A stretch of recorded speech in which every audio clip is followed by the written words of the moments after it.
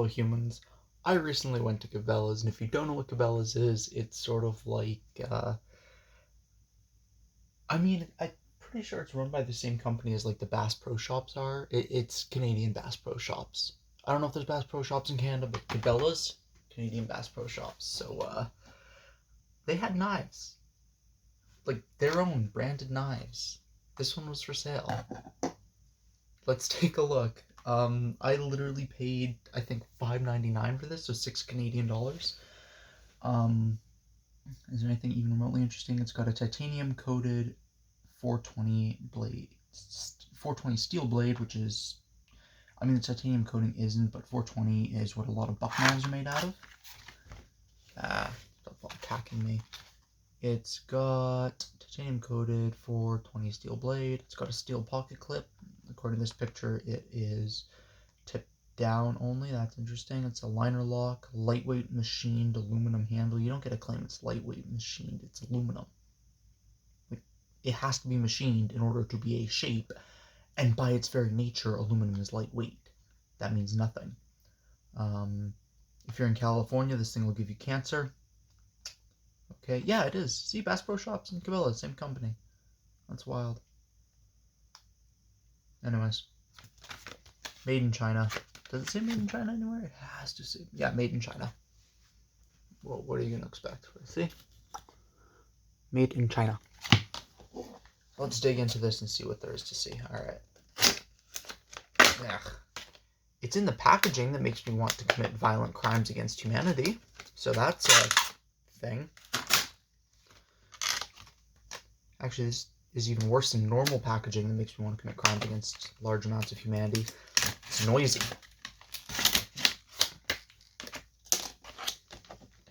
Is that enough for me to... No, not quite. Alright. Yeah.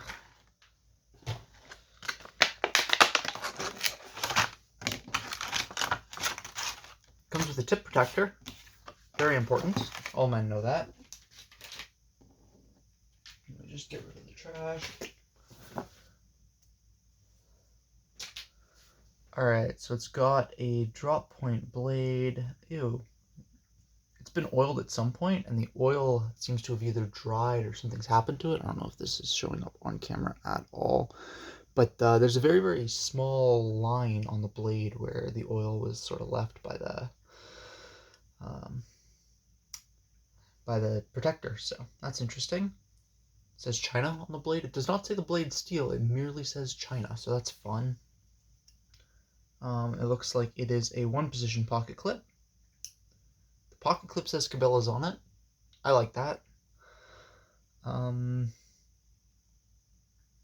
not appear to be a captive pivot. It also, I don't know if this just isn't recessed or if it isn't fully tightened, but you can see how far out there the pivot bolt is. That's interesting. It's got a liner lock. It's orange. There was a choice of colors. I think there was orange, red, and black or gray or something. It wasn't blue. I know it wasn't blue because I wanted the blue. And there wasn't blue. It feels good. It's been like very lightly sandblasted, so there's just that little bit of texture there. Yeah. I don't think it's going to flick open. It's really tight in the pivot. It is centered, though. So for $6, you can get a knife that is centered. It doesn't... Okay.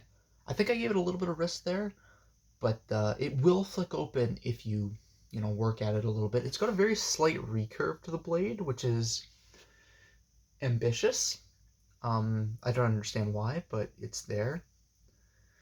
It's got this slight swedge style thing at the top. It's got sort of a medium height. Is that a flat? Is that a hollow grind? 1 second, I gotta take a look at this thing. No, it is a medium height flat grind. It's a lot chunkier than its size would suggest. Like, this is a very small knife. I'm getting 4 fingers just barely on there. There's no room to put your finger here. Like, my finger's resting up against the heel of that blade. The liner, the lock itself, like, lockup's really good. It's about halfway. So it's right in the middle there, pretty much exactly where I'd want it. It's not going to fail one way or another by the looks of it. It's nice and stiff, which is what I like on these cheap knives specifically. Like on a more expensive knife, I don't want as stiff of a lock. But on a cheap knife like this, good, strong, stiff lock means that the lock is probably going to last quite a bit longer if I were to, torture test this. It's got what looks like Teflon washers in there. You can just barely see them if you look down, right down there. I don't know if you can see them. I mean, it's not going to be drop shut or anything like that. And it is one position pocket clip, which is frustrating, but there we go. I don't think there's no detent. Like, it's literally just get enough pressure under there. You almost want to start off pushing back and then switch so that it flicks forward when there's no detent. There can't. Yeah, no, I think it's just held in place by how stiff it is because there's no detent ball. If you take a look there on the blade, there's no detent ball or anything like that, which is interesting. What is the edge like? Return of the packaging. Is there like a problem with the edge, or is it just... No, it's just not particularly sharp, I don't think. Yeah, like it'll bite, but it doesn't really want to cut through the cardboard, like at all.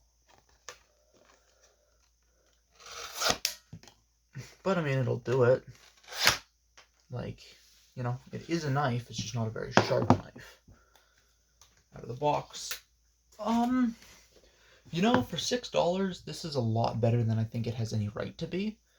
It's small, it's the right size to throw in like a camping bag or something like that. Give to a kid when they want to go play by the river and pick up stones and gut a dead fish or whatever they want to do. Flicking this thing is difficult. I wouldn't want to try and reverse flick it, but you know what? For what it is, I kind of like it. For $6, I say pick up one or two, hand them out as party presents whenever you've got, family, friends over or whatever you want to do. If you want to have a cookout or something along those lines. Like, this is not... It's at that price point where all of the flaws with it are fine. It's not uncomfortable necessarily. Like, it's not the most comfortable thing in the world, but it's not offensive in my hand. The jimping is a little bit too far back for me. Like, I'd like some jimping right here. But for, again, like $6 Canadian, that's what? A hair under $5 US? I say pick one of these things up. Get all the colorways. Why not? It's a perfectly reasonable item that exists. I'm still not entirely sure about what's going on. I think it's just not recessed. Because, like, the pivot feels quite tight. I genuinely just don't think that's a recessed screw. And tip-down pocket carry, so if you're offended by that, I'm sorry, but it's not a hot spot. Like, it's not particularly uncomfortable or anything, so... Yeah, no, for $6, if you just need a sharpened blade, if you're, traveled to Canada, weren't sure what you were allowed to take with you, and have landed here, and you need a knife for the 2 weeks that you're here, phenomenal. 10 out of 10. Get one, get two. Give them out as party presents. This isn't going to become my new favorite cheap knife. I think that is forever going to be held by the Buck 311. But in that under $10 range, it's either this or, like, the Opinel. Probably the Opinel. Again, not bad knife, not great, just perfectly reasonable. There we are. Stay safe and have fun out there, guys. Peace.